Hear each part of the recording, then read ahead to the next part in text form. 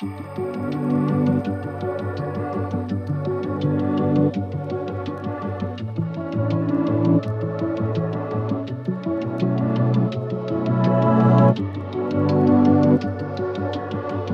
soon. Amen.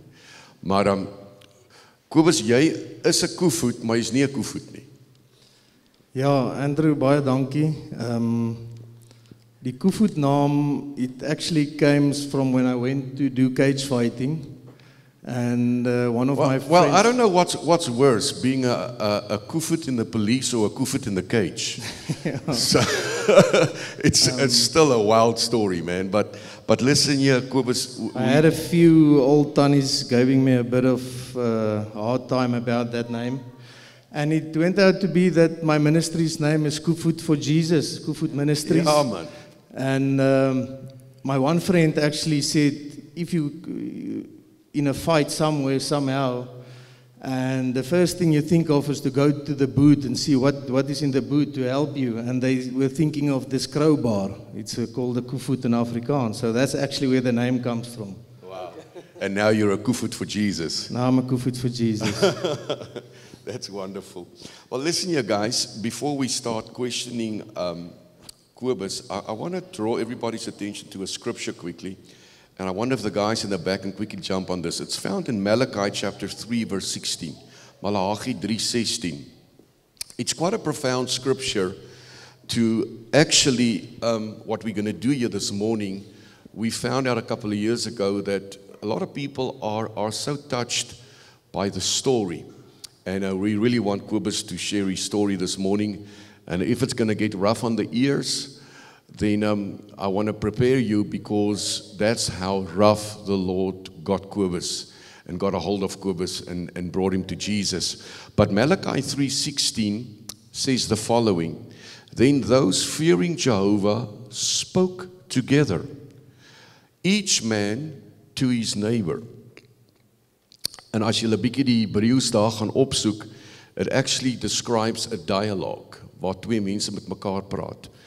And Jehovah listened and heard, and a book of remembrance was written before him for those who feared the Lord and for those esteeming his name. Isn't that wonderful that even the Lord is going to take note of the three of us' conversation, and also take notice of how these words are going to touch people in the audience this morning. Amen. Pastor Jamon. Yeah, I think it's amazing. The Bible says in the counsel of many there's wisdom. And I've heard so many awesome stories about your life, and I've seen the testimonies, and it's amazing to see how the Lord's been using you, you know, especially in just really taking control. And I believe, as I said this morning, in speaking the name of Jesus, because his name is higher than any other name, any sickness, any demon, any addiction, any problem. That's why I always speak the name of Jesus. And I just felt again today, when we were singing, I was just reminded of Reverend Sam Swig, as I mentioned to you, and his only prayer to enter into the presence of the Lord is lifting up his hands and saying Jesus. And for me, it's so simple, but it's so powerful. But all the things that I've seen and that I've heard is really amazing, because we in our own church, we see so many signs, miracles, and wonders, and we believe in it. And I remember when we started, I said to everybody, what's going to make us who we are? And I said, we believe. We believe. That's our logo of this ministry and this church, is that we believe. We believe in signs, miracles, and wonders. The Bible says that signs, miracles, and wonders shall follow those who believe. Amen. And it shall follow you automatically. Why? Because you believe. And I know you believe. And that's why when we spoke over the phone, briefly that once, I said to Edrich as well, I said, no, I won't let him come on a Saturday. I want him for a Sunday. Because I like making friends that believe. And it's awesome to see how you believe and what you've done. And I just think for the people sitting here today who have never heard you, have never seen you before, maybe the best person that can tell you who you are is you. So I want to ask you, can you please just give us a bit on your history? I know you were a Sharks rugby player and a koevoet, and you were a cage fighter. There's so many different things, and I think the climax will be where the Lord saved you and how he changed your life. But I think just a bit of background on your life for everybody that is here. Thanks. And maybe, sorry, Kobus, I know that you asked me before church, let's talk about how you grew up, because that's so many of our stories that we might, understand what you went through, because that's our story. Vertel ons 'n bietjie van jou kinderdae. Yes, thanks. Some of my first memories when I was small was when my mother come and wake us up in the middle of the night and pull me and my brother out, and we ran into the field to hide because my father wanted to shoot us. There was always violence, there was always fear, and that played a big role in my life. Because that was my example. And that violence, I actually, I was using it as well at school, in the rugby. And I remember this one time, I was still small, and this was an ongoing thing with my father, always wanted to commit suicide. And my mother had a bit enough of it, and we never knew before that my father, even though he got married, that was something that he always were trying to do. He actually, at one stage, shot himself, but nothing happened. And I remember that night standing in front of his bakkie, and he said to me he's on his way he's going to shoot himself. And at that time, the army was still active on the and they all of them have the R1s and was die R1 gewere, ek weet nie seker reg. And he was getting in the bakkie, I was crying in front. I said to him, please, why you want to do this? And as a young child, you feel this rejection. You don't know if he's going to come back. Maybe this time he's going to do it, And I just broke down after that. I remember at the young stage, we grew up in church, Hervormde Kerk, and I was praying to the Lord and said, Jesus, just come and take me. I don't want to live anymore. I cannot live in the circumstances. I cannot live in this fear. Except for that, we had this great fear for my father, because he was a wild man, and I say it with much respect. It's still my father. That's part of my testimony. And, he abused us, physically abused us. All his anger and everything that he went through, he actually took out on us. It's only on a later stage where I actually find out that on a young age, he was molested. He got a new family. There was a new family coming into his life. His mother died. He felt this rejection. And he was 13 years old when my grandfather said to him, if you don't like the new family, the new wife, and the new children, you need to take your stuff and go. And at that stage, he was living on the streets. He was looking after cars at that stage in Hillbrow. And so he dealt with this rejection and everything that he went through, but he didn't know how to deal with it actually, but he's taking it on the people that he loved. So that's just in short. And isn't it always that hurt people hurts other people? No, that's true. So it's important to get rid of that hurt. That's actually where that helped me actually at that stage. We were playing rugby. That's what made me a good rugby player, because I didn't feel nothing for myself because I was in the circumstances, and I also didn't feel anything for someone else. I was careless. I don't care if I die. If I die, I do.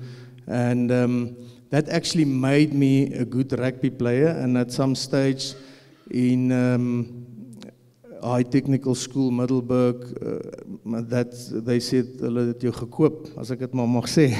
Hulle doen, man. Ou mag het nie gesê het nie. And that was in my matric year in 96. So that's now HTS. HTS Middelburg, Rooibulle. And I came into a hostel. That was an escape for me. although, I grew up on a farm, I was longing for the farm. Even though with all that circumstances that was happening, I was still longing to be on the farm. And I had that freedom there to take the dogs and go hunting and all of that, and suddenly it was gone. But it all worked out well. I came April to the Rooiballa. In June, I made the Cravenweek team. I played on that, this 1996, so it's the first time they actually gave contracts, junior contracts to the rugby players. 95 was the World Cup. So me, myself, Frikkie Wells, Jaco van der Westhuizen, John Smith, Sean Selby, Malan du Plessis, Jason de Kock, we all around from here, and we all got contracts to go and play rugby in Natal at the Sharks. So that was another something on its own, I was a farm boy, and I grew up in a very protective area. Now you're in Durban. Now you get involved with all these strip clubs and everything. The English people, they've got a culture of drinking, with all respect. I love them. But there was actually, we were using alcohol quite a lot. And all this, while I was there, the circumstances at my house did not change. There was times that my father phoned me and said, but your mother did this, and my mother, you locked me out. And so you're always involved with this emotional stuff that's happening at the farm and at our house. And that was a great influence on my relationship with God the Father, because I did not have a relationship with my own father, because I was seeing God the Father as someone who's always look wherever he can give me a hiding. Sure. Yeah. Sure. You know what, last week, Pastor Jamon called me up and to said, Ander vloei net bietjie. And I don't know if you remember it, but I kept on saying, God's not mad at you. Yeah. God is madly in love with you. And although that is the reality for so many people, that, their father disappointed them. Maar vertel bietjie vir ons, how did you use that anger to play rugby well?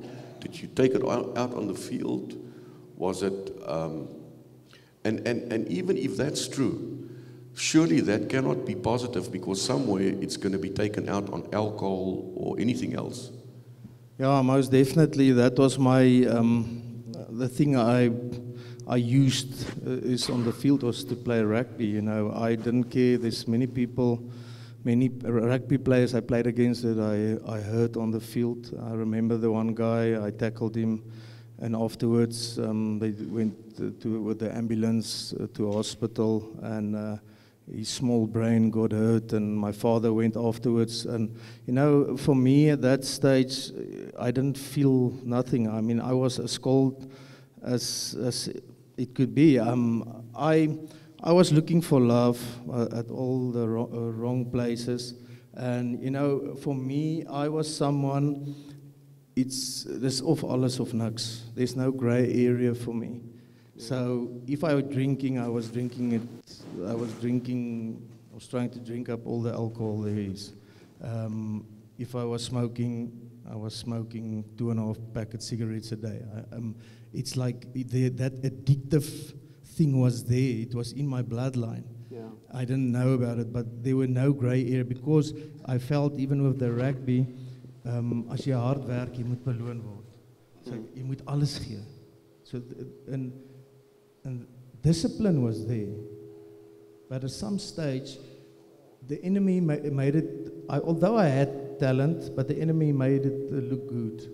But at some stage, everything just fell apart. I started getting one injury after another, one injury after another.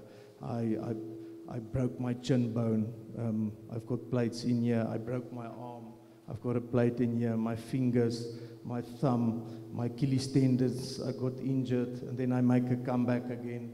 Yeah. So I went through these trials and tribulations, but what I did not realize is what the Bible says: what you sow, you will reap. And I was sowing that's what I was sowing, and actually at some stage it just turned around. Yeah. You know, Bishop Pitts, maybe you can jump on this, Pastor Yamon, always say that the root of all addiction, and how many of you understand that addictions are different things for different people? For some people, addiction is money. For somebody else, it's drugs. For somebody else, it's sport. But the root of all addictions, according to Bishop Pitts, is anger. And I think we need to really go after that this morning, because a lot of people in 2025 is angry. Yeah. And some of them don't even understand why they're so angry. And we got to get to the answer this morning, Kobus, because there is a power that's greater than anger. There is a blood stronger than anger. And that blood is here to wash you clean this morning. And that power is here to touch you this morning. Okay, vat ons na, jy het rugby gespeel, and by the way, he played for the Sharks, he came back, he played for the Pumas, and then he ended up playing for the Falke. And walk us through the fact that you finished rugby, and then your life, as far as your then wife, kids, take us through that, and then you ended up as a cage fighter. Yes, my last province was the Falcons, and at that stage Ian McDonald was there, and Peter de Villiers, Snorre, just before he was elected for the Springbok coach. And at that stage we did not qualify for the Currie Cup, and there were a lot of people, rugby players, they asked us to leave. And yeah, well, we in 2000, I just want to say that in 2000, my father actually committed suicide, and I was here at Witbank at the Pumas, and they released me to go back to the farm, and me and my brother, we were trying to just to make a living, and because there were a lot of debt. And I must say, Willem Strauss, he actually helped me a lot. They didn't cancel my contract. They said to me, go and sort out your personal things. That helped a lot. But we were broken, you know. Every day I walked past where my father shot him. Where the blood spilled, it was like a constant thing. And we need to get away from this. And we sold the farm. And my brother went his own way. How old were you when your dad committed suicide? I think I was 22, just after 21, sure. 22. Okay.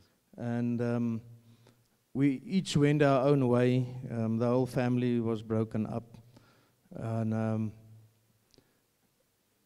I eventually, after the Falcons, they said to me they don't have a contract for me anymore. I started my own business, doing fencing. I bought a small Opel Kadett and started doing fencing out of the boot of the car. Yeah, that's the good old days. And that was my start of my business. And after a while, I came back to Bethel, and my business just grew from there. I met my ex-wife, and we got married, and we got children. 2 sons. The one now is 18. He's at the Nakabilla, and the other one is still at school. And it was at that stage in my life where, you know, you can have all these things. I thought that will fill me up, but I was still looking for love. I was still empty. And before I could see, I was doing exactly the same things that my father did. Sure. And isn't that the way that it sometimes always ends up? The person that you so told yourself, ek sal nooit ooit soos hy wees nie. I will never ever be like her. And then, hoe was it for you, Kobus? You know, we always said, me and my brother, everything that happened in our house, it will never happen in our own houses. Yep. And then it happened exactly like that. Sure. I think the big thing. 5. 5, guys. I think the big thing is, it's also a testimony that I shared a while ago with the whole church, is that anger is unfulfilled vengeance. It's actually the same as bitterness. It makes you bitter, and it's like a vengeance that you want to have, but it's unfulfilled. And that's why grace is so awesome. And we are speaking about all this now, but we're going to get to the point where Jesus saved your life and where everything changed for you. But I think it's good for people to listen to this and to say, listen, I've also been struggling with anger. Even myself. They called me the collector in high school and after high school when I played rugby, because I collected yellow and red cards. So they called me the collector. And they made jokes about it, but I also had this anger in me. And I couldn't really find out where it came from or what happened. I never had a fight with anyone, but on the rugby field, I had a lot of fights on the rugby field. But there's definitely anger, and anger is usually hidden in you, and there's things that causes that anger, but it tips over into bitterness. And like I said just now, bitterness is unfulfilled vengeance. That's why when Jesus saves your life, He gives you a grace that you don't deserve, and He expects you to also forgive other people, even if you feel they don't deserve it, even if you have anger towards them. He expects you to forgive, because that's the only thing that can set you free from your own bitterness and that anger. And that anger tips into sin. It tips into all the wrong things, suicide, addictions. It opens up the door for all those things in your life. And like you said, you usually become the person that you hate most. Why? It's because you haven't forgiven. And forgiveness is what breaks that cycle in your life. I remember I told a story a while ago. I said there was once a father who was an alcoholic, and he had 2 boys, and they were twins. They were exactly the same. And the one son turned out to also be an alcoholic, and the other son turned out to be a very successful lawyer.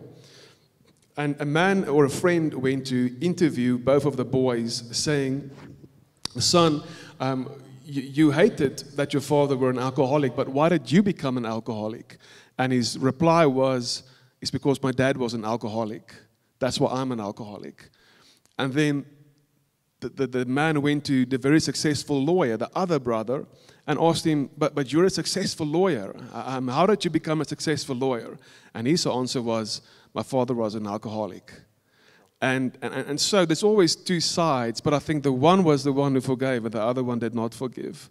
And I think that is what makes the whole difference at the end, is to like Jesus said, He said, forgive us our sins as we forgive.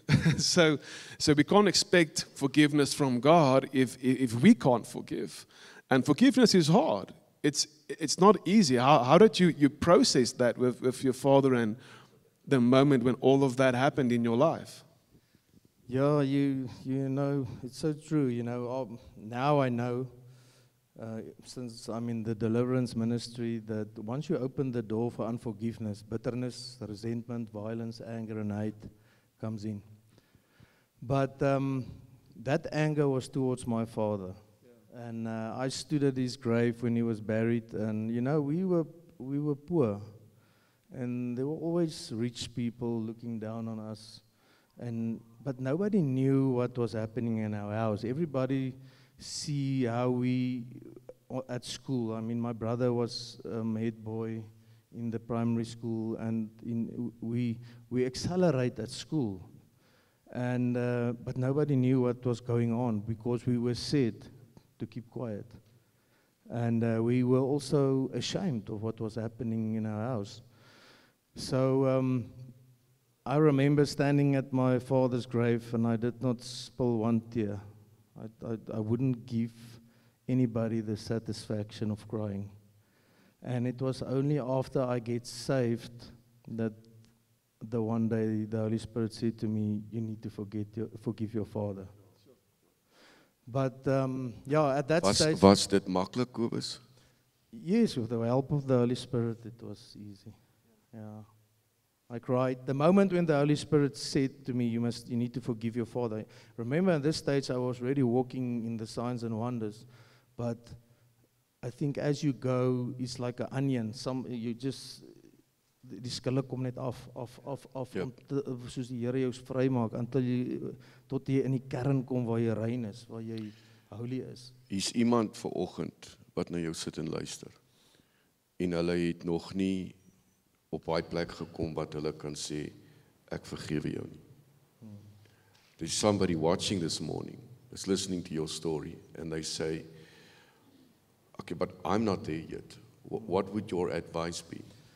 Well, before I carry on with the rest of the testimony, I just want to tell you my own testimony, what happened the other day, about a few months ago, last year. I was not happy with the way the school treated my son with the rugby, and they were unfair. There's a lot of unfairness, and you know, the enemy using circumstances, and the one teacher, you know, I stood up against them, and a while after that, I walk into him at school, and he took out his hand to greet me, and I looked at him and I walked away. And as I went into the gym, now I mean I'm preaching the gospel. That's very Christian of you. I'm a man of God, and I didn't know what happened. Hang on, ons mis 'n goeie plek hierso. How many of you will be honest this morning and say, ek het dit ook al gedoen? Lig op jou hande. Hulle klop sondaars. So yeah, I'm still human, and as I went into the gym to my son, I said to him, Scholar, you know what? I'm ashamed now. He said, yes, you were wrong.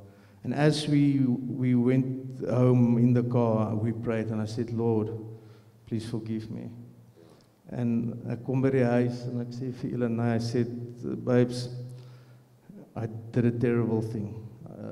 You know what? I thought I forgave them, but I did not. Ek het hulle nog nie vergewe nie. En toe gaan sit ek. En ek bely en ek sê, Here, ek breek hierdie gees van bitterheid. Ek kanselleer dit in. En omtrent 'n week later, toe kry ek daai selfe ou in die spur en ek loop weer teen hom vas en ek kan hom met 'n mooi hart, I could look him in the eye and I greet him, and because at that previous time I felt this doof on my heart. Yeah. And this time I look him in the eye and I greeted him, and there was nothing, and I knew that is forgiveness. Yeah. Yeah. So yeah, that was amazing. Yeah, that's. I actually thought you were going to say you gave him a hug, not just a handshake.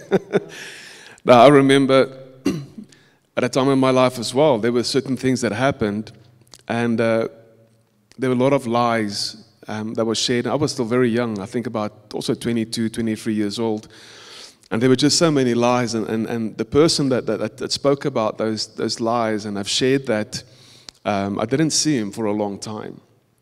And I've shared this before in the church, but sometimes you can feel that heaviness on you, that disappointment, that resentment, you can feel it. And I remember at that time I was praying about it, saying, Lord, why is this man sharing these things or saying these things about me? Because it's not true. But I know that you will let everything come into the light, because eventually everything comes into the light. You can live so long on anger or in addictions, but somewhere something needs to change.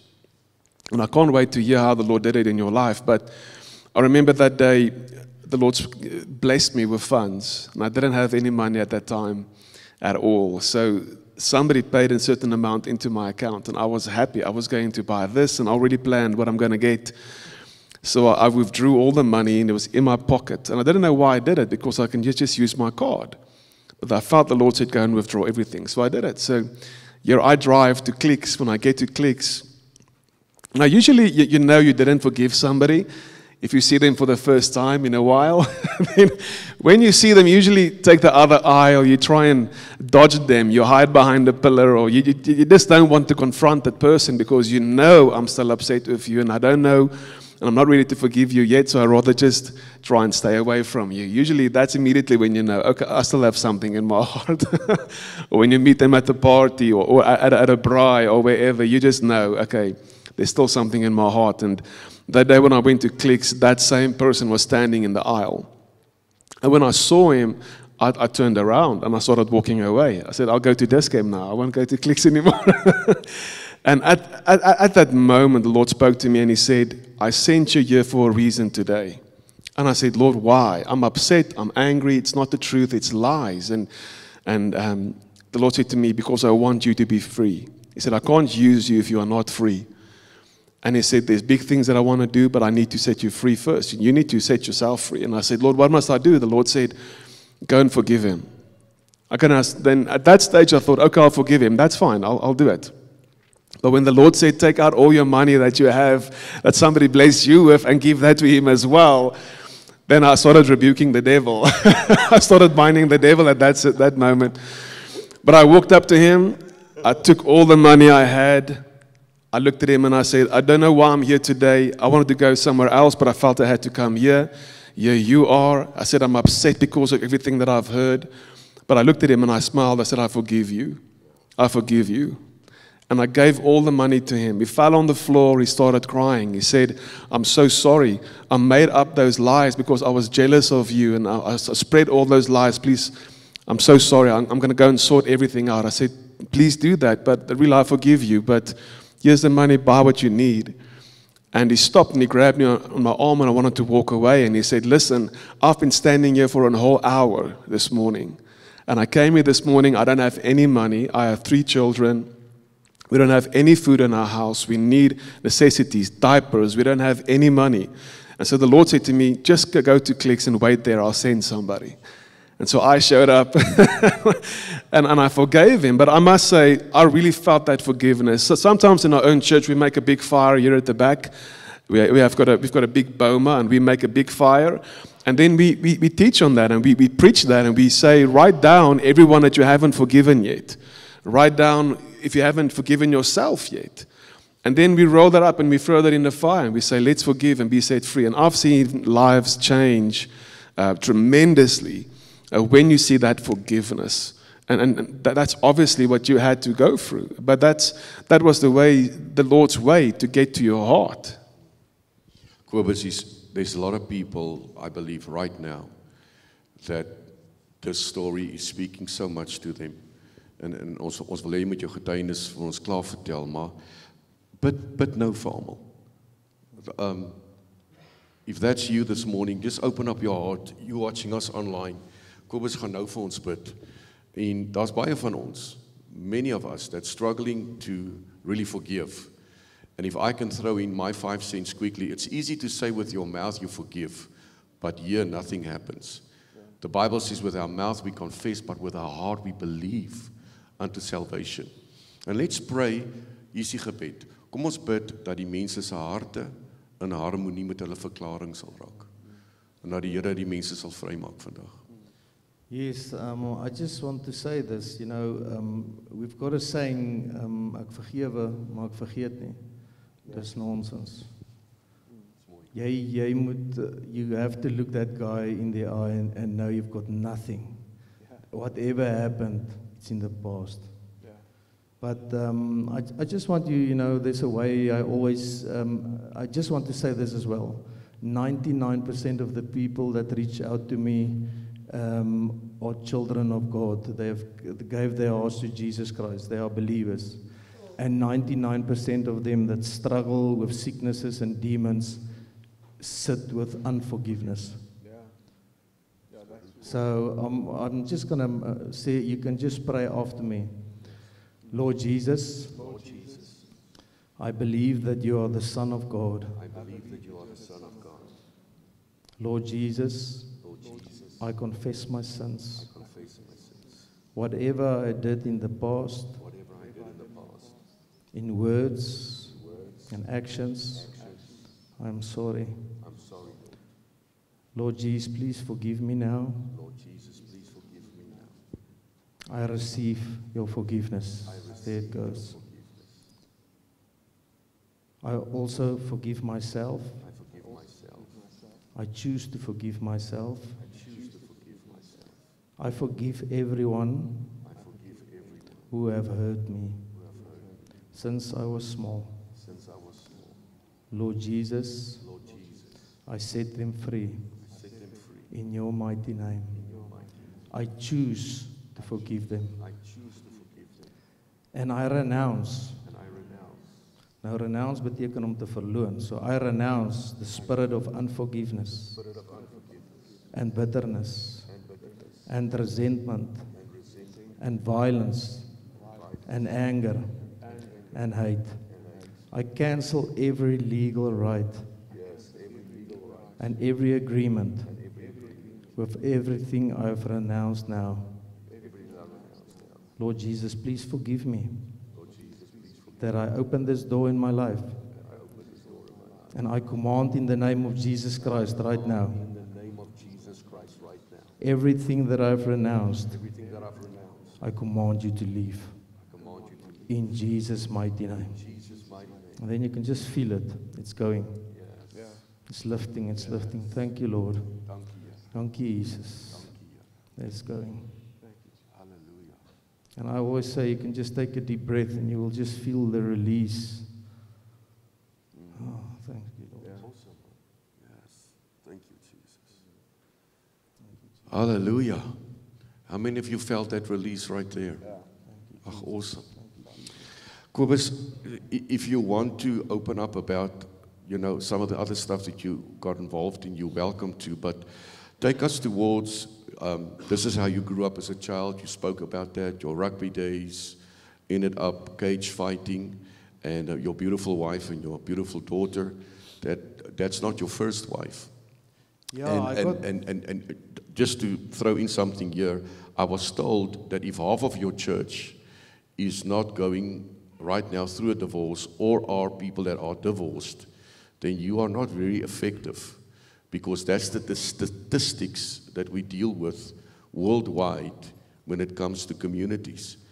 So take us to the place through however you want to open up, and it's that one friend of yours that invited you to church.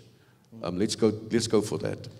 Yeah, I was married for about 10 years, and the one day, although I was in the world, but not that much, one of my friends at that stage, this was when the cell phones, you can look at videos on the cell phones, and the one friend of mine, he sent me a video of porn, and that's when I was still married to my first wife.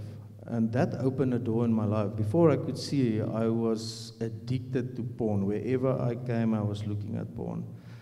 And Satan comes and he starts putting these thoughts in your mind, because you must remember this is a spirit of lust and perversion.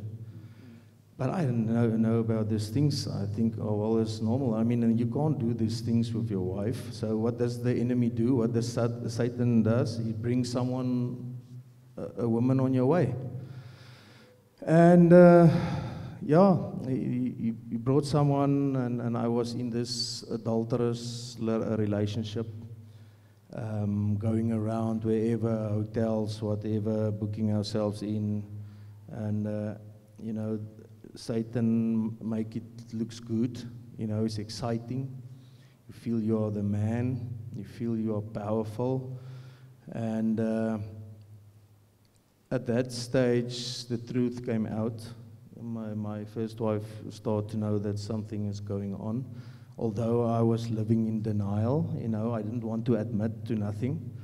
I was still a member of church, I was a diaken, You gee voor, alles is fine, the business is doing well.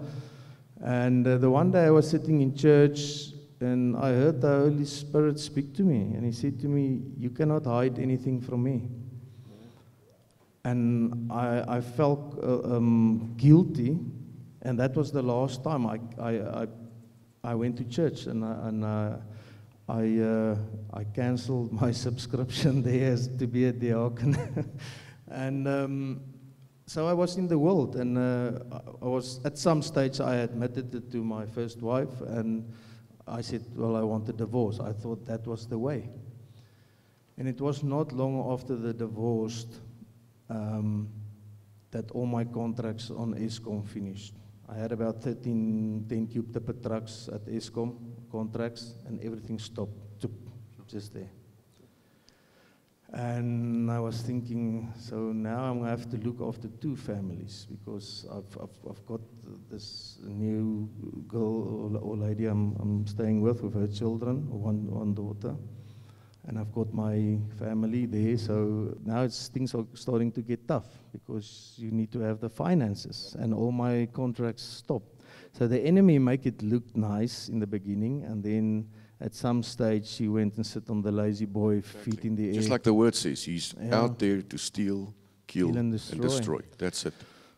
So yeah, that. But Kobus, we are going over something too quickly here. You know, I always find it funny that people will come to me and say, Pastor Andrew, is it verkeerd om te dance? my reply is always, hoekom vra jy my? Because for somebody else, it doesn't bother them as they're serving the Lord, but why does it bother you? And so through your story, I hear, you know, when you were playing rugby, you keep on telling us you had this feeling. It's as if the Holy Spirit. Well, the Holy Spirit will come and tell you, ek hou nie van wat jy doen nie. Even though you're in the world. Yep, exactly. Even though you're in the world, the Holy Spirit is speaking to you. The problem is we don't always listen. We don't know the difference between our own thoughts, between the enemy's thoughts, and the Holy Spirit is speaking to your heart. Yep. Yeah. And then somebody invited you to church. Yes, at that stage, I was 3 years in that relationship, and that was a bad relationship. I mean, how could it be? How could it prosper? I mean, the God will never let something you break up families. That's nonsense. And I actually learned that the hard way. In this time, after that, I was back again in fornication. So. But my one friend, I went actually to the cage fight, to Dominators Den in Secunda, and I met all these rough guys. Now, I mean, I've been a rough guy myself, been in many fights. I never lost a fight. And get to all these guys full of tattoos, but these guys, they've got the hearts of Christ. I'm telling you, there's people just somewhere along the line, some of them, but I love them. And my one coach, Cedric Doyle, he said to me, listen, now at this stage, I already met Elena. We were together, and he said to me, listen, do you want to get baptized? And I said, yes, for a long time. I actually find out after all these years that Jesus was baptized, hy die groot doop gedoen. And we were baptized when we were small. We thought that was right. And that's not even nowhere in the Bible, you know. And he said, but why didn't you got baptized? I said, well, as jy nie 'n lidmaat is nie, dan wil hulle jou nie doop nie. He said, but well, we're going to speak to Derek at Lighthouse Church, and we went and speak to Derek, and he said, no problem, you can come, you are welcome. And as we went, they were busy, just before they baptized me, Derek stopped everything and he said, there's a big prophecy coming in working. So at that stage, I don't know anything about prophecies and all the gifts of the Spirit, you know. And they baptized me. I didn't think much of it at that stage, although I know what Jesus did. And as I went outside, everything looked different. I don't know how to explain it, but I could notice that the trees are they are greener than before. Everything is like, I cannot explain. The heaven is like blue that you cannot describe. There's this light in the colors. And we drove. In one moment. Yeah, in one moment. So all the years that you struggled with unforgiveness, hatred, anger, got involved in pornography, adulterous relationships, all the sin in 1 second. Yes.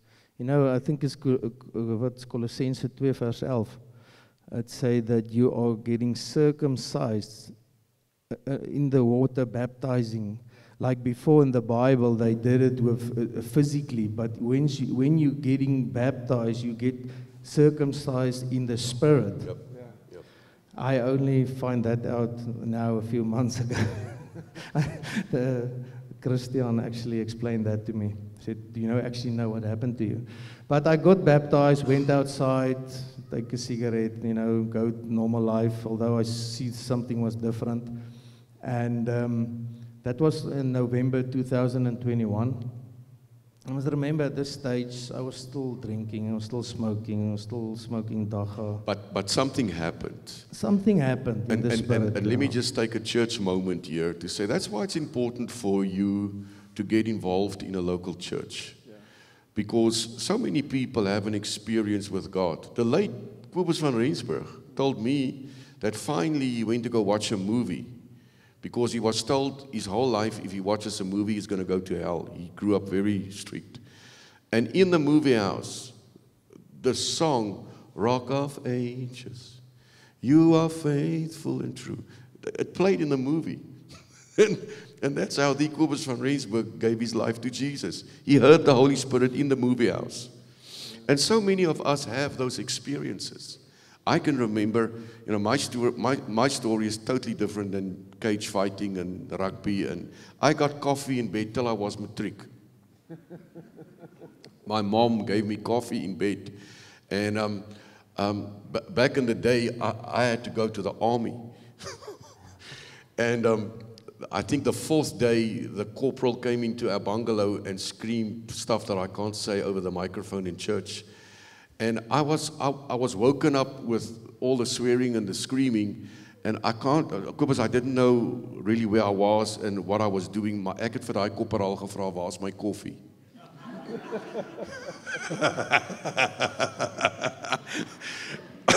And I was the reason that everybody in our platoon had to run up and down looking for that stupid leaf on that tree that we could never find. And he literally dipped the bait on top of me, and I had the biggest wake-up call in my whole life in the army. And that led to my moment. Because I cried my heart out. Ek kry nie meer koffie nie, en hierdie ou's lelik met my. And the next moment, what I'm not telling you is, I had the Kobus moment. Although my dad was this mighty preacher, I never gave my life really to God. And the next moment, the atmosphere changed in that bungalow, me all by myself. And I felt the Holy Ghost walk into my room.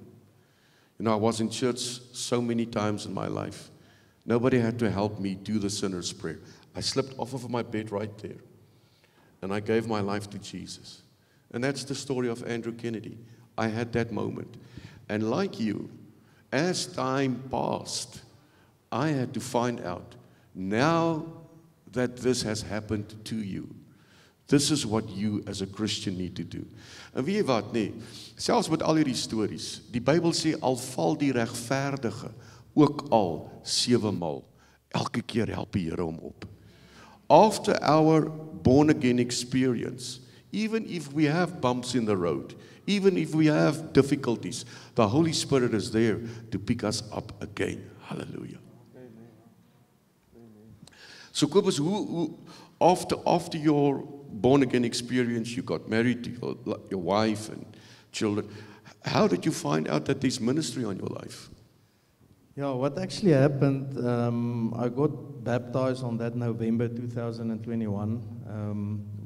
I got married with Elena, and she was pregnant with Janka.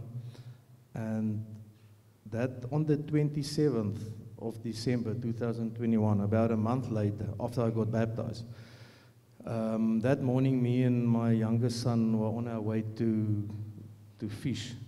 And I stood up that morning. I didn't know why I was doing it, but I went to the fridge. I was led to do that by the Holy Spirit. I didn't know. And I took the grape juice. And this is exactly how it happened.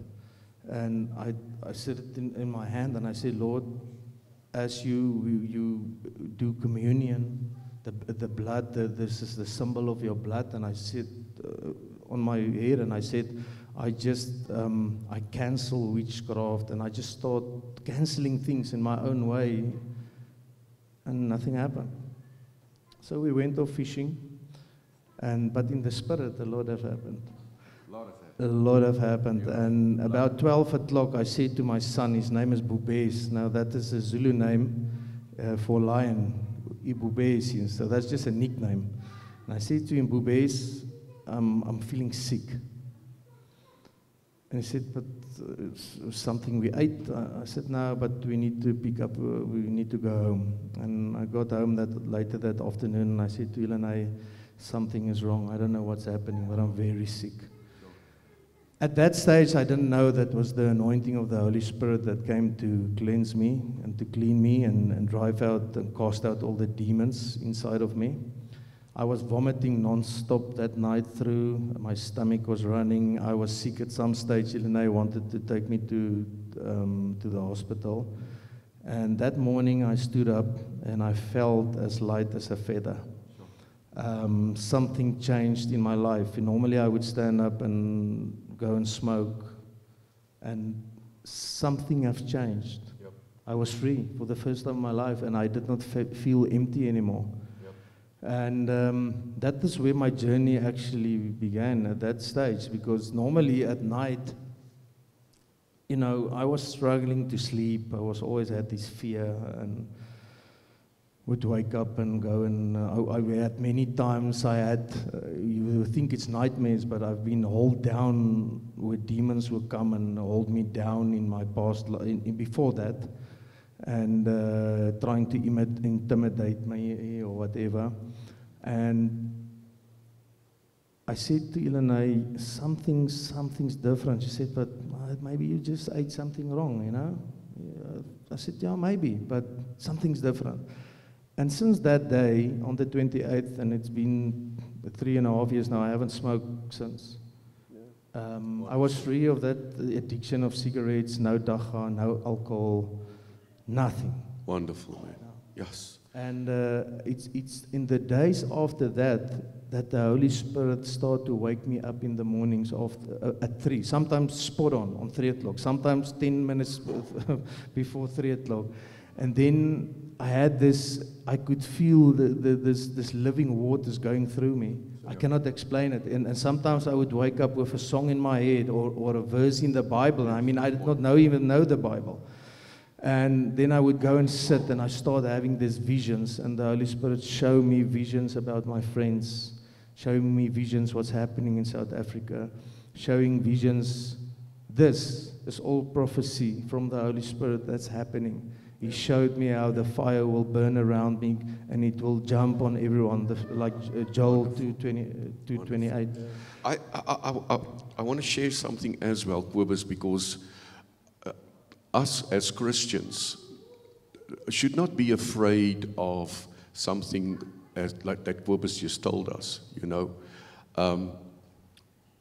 Just to bring everybody in the loop, my dad was a tent revivalist. He had a tent, and that's what he did. He preached. As a little boy, although I got coffee every morning in bed, I grew up in a very God-fearing house. My dad would pray for hours, and that's the only life I knew, you know. So if I tell you I was never involved with any of this other stuff, I grew up like this, in a godly home. And that incident that I told you and you guys about that happened with me in the army, after that experience where the Lord walked into my room, I had a similar experience that you had with deliverance. And I was so eager to get to a church that night that me and 2 friends AWOL'd to get to a church service. And there's a church in Cape Town called Prepare the Way Ministries. And I know church, man. I've been in church my whole life. And I stood there and I worshiped the Lord. And what I thought was my buddy messing with me, I felt somebody hit my shoulder like this. And I wanted to tell Alex, as you know, tyd om nonsens te maak, man.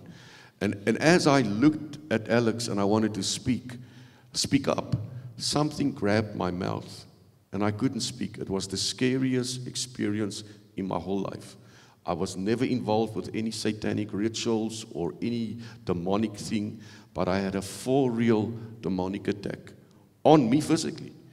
And the next moment, these pastors who were on me, my friends, Kobus Tron and Rissie Tron and Gerrit Tron, and they were casting out this demon. And everything in me wanted to scream, maar dis ekke, hoekom skreeu julle op my? And something, obviously, that I opened, and for me, the opening was, I never wanted to go to ministry. I saw how tough it was for my mom and my dad, and I never wanted to be in ministry.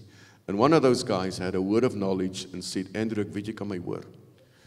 If you give in your heart the Lord permission to use you and make a decision tonight, you will go into ministry. This thing has to leave, and you will experience freedom.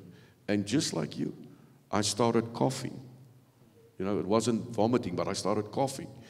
And I felt as I was coughing, this thing left me. And after that, the Holy Spirit baptized me for 4 hours. I was crying, laughing, speaking in tongues, and I had exactly the same experience. Everything was greener, bluer, more beautiful, and that's the day the Lord called me into full-time ministry.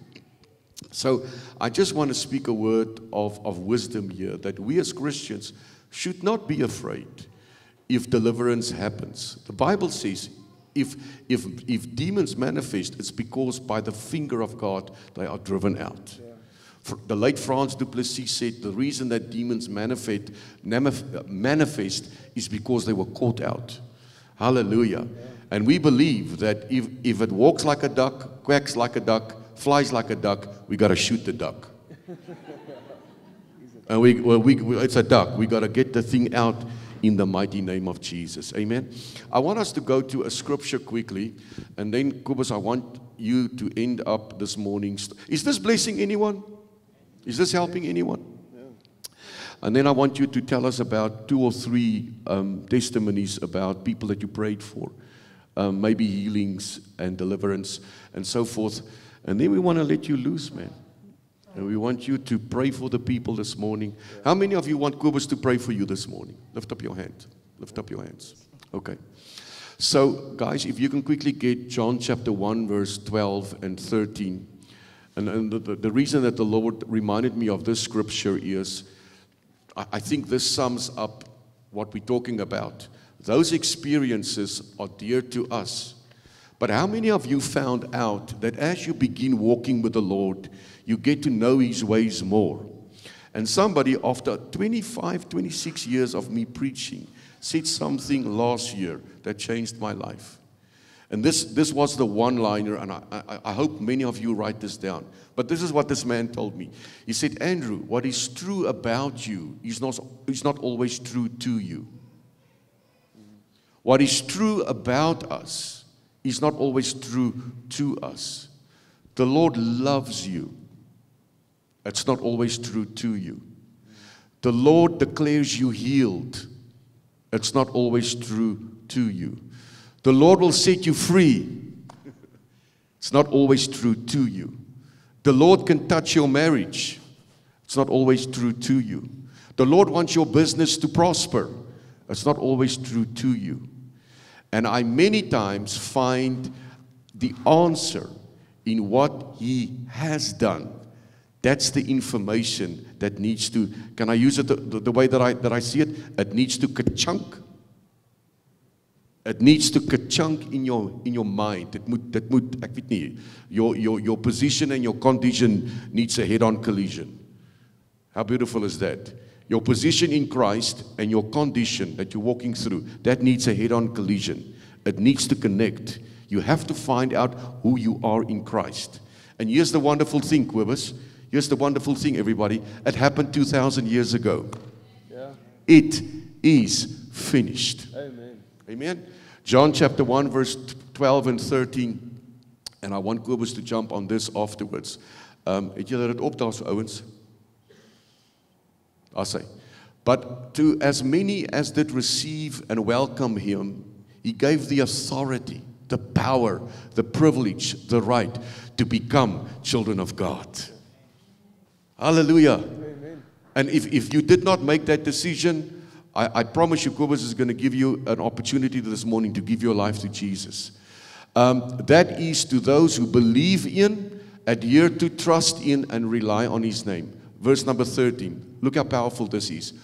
Who owe their birth neither to blood, neither to the will of the flesh, that of physical impulse, nor to the will of any man, that of a natural father, but to God. They are born of God. Amen. Hallelujah. Even though Kobus had an experience with his father, en weet wat was so mooi vir my gewees? Dat hy sê, ten spyte van wat met sy verhouding met sy pa was, hy eer nog steeds sy vader. That's what the Bible says. Honor your father and your mother. But we as Christians, and this is the answer, we have this beautiful access that irrespective of what we went through, what has happened to us, we have a Father in heaven that has welcomed us into his family. Gerald and Eileen Kennedy gave birth to Andrew Kennedy. But the day that I was set free, the day the reality of Christ saving me became true, I stepped into my sonship. And today I'm a son of the living God. Kobus is a son of the living God. Pastor Jamon is a son of the living God. We all are sons and daughters of the living God. Amen. Ja. Amen. Kobus, die Here het jou begin gebruik. Mense is besig om gesond te raak. Mense is besig om vry te raak.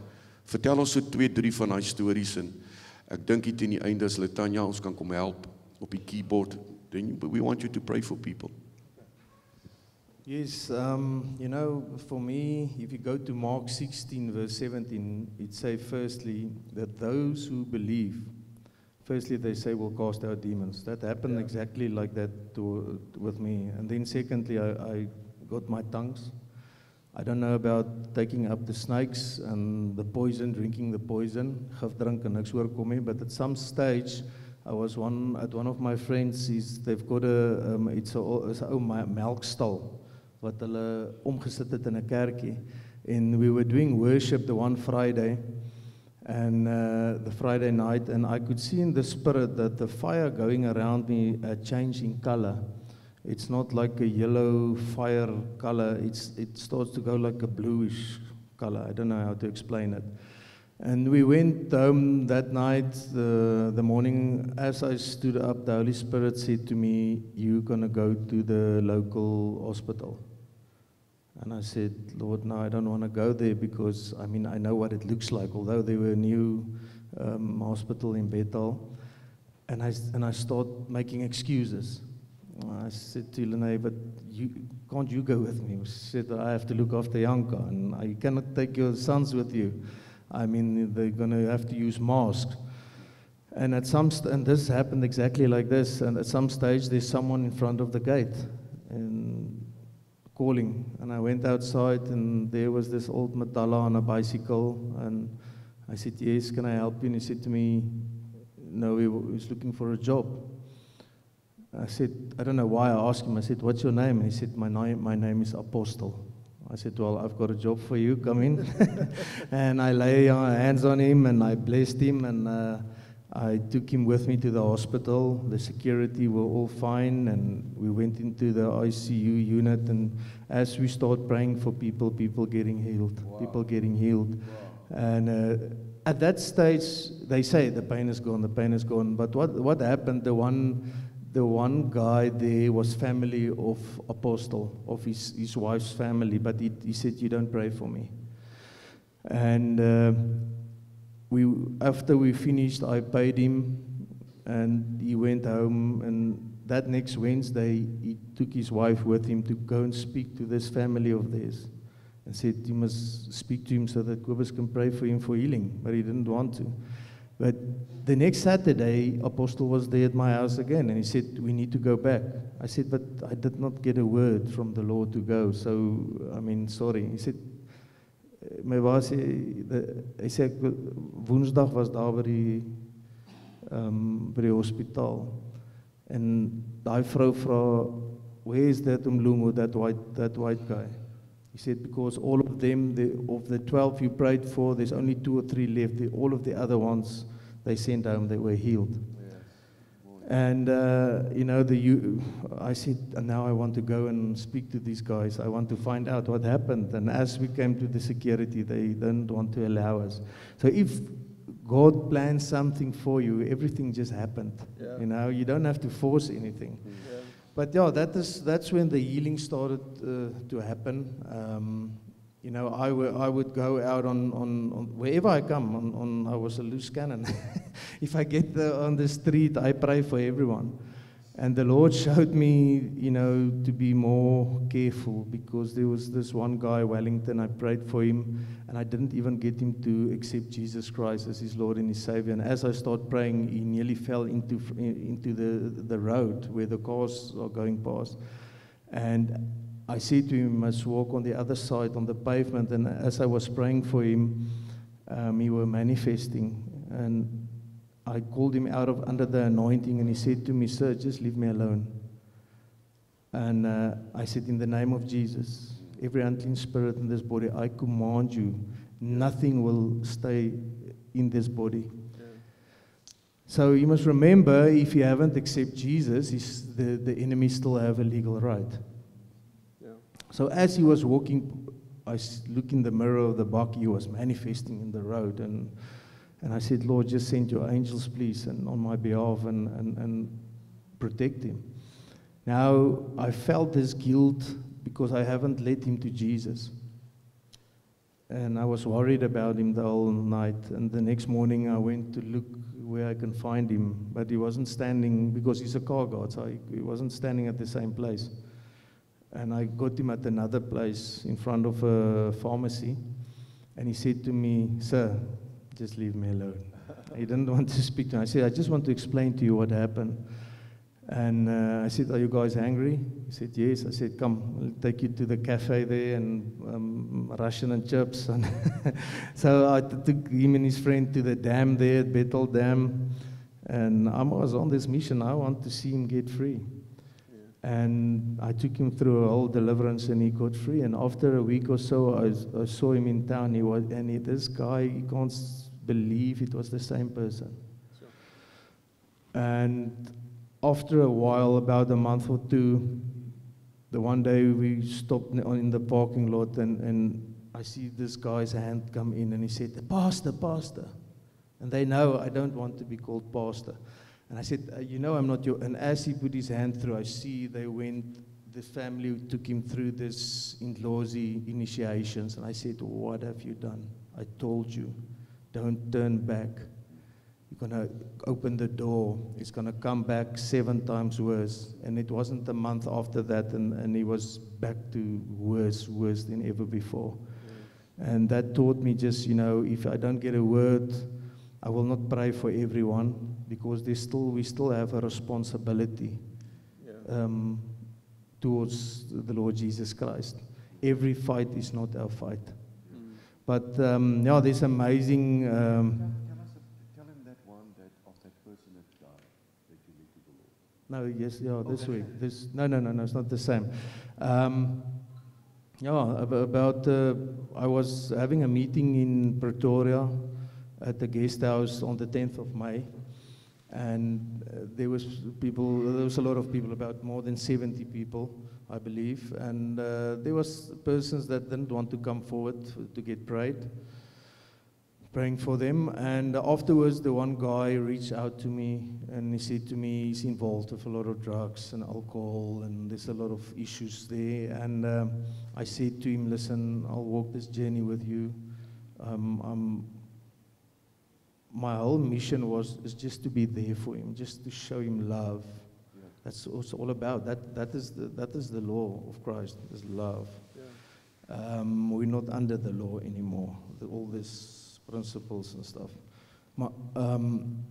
And last week, Thursday, his mother and them reached out to me. So, I mean, he's got a family. He's married. He's got small children, and they said that he needs to get to a rehab. Now, I mean, I've got a friend in Secunda, Mark, the Yahweh Rapa rehab center, and I phoned him and I said, "Listen, do you have an open place?" He said, "We only got 1 bed left." So at this stage, this guy, things are tough. He's on a mission to kill himself and to commit suicide. And last week, Thursday, on Friday, his mother was supposed to take him in, and on Thursday I said to him, "Listen, before he goes, I said, listen, I stand with you. Although I can see a bit of a manifestation, it was not my goal now. I want him to get clean first. And I led him to the Lord. And his mother and his father did not know he accepted Jesus Christ as his Lord and his Savior. That's last week, Thursday. On Friday, they took him to the rehab center. And last night, they phoned me and said he went out for a smoke and he got a pain in his chest and he died. And it's a bit of a shock. We had a different way of thinking that things is going to work out. Yeah, it did work out. Jesus came and You led him to the Lord. Yeah. He's with Jesus right Amen, now. yeah. That's a powerful word. So the timing, it was just perfect. Although there's a lot of sorrow, but I see it more in the light of what happened. Yep. Yep. But yeah, this has been an incredible journey for me. I'm a normal guy. There's nothing much to me. I didn't know about all the gifts of the Spirit. Sometimes the one time I went to a mine where I was working, and on my way there, the mine did not pay me. I didn't have any money in my account, and I was crying to the Lord, and he said to me, as I was crying, he said, why is this happening to me? I'm your child. You're supposed to look after me. And he said to me, are you willing to give up everything?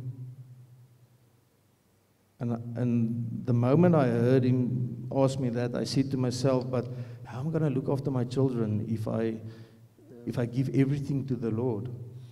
And he said to me, or are you like the young man in the Bible who didn't want to get rid of his richness?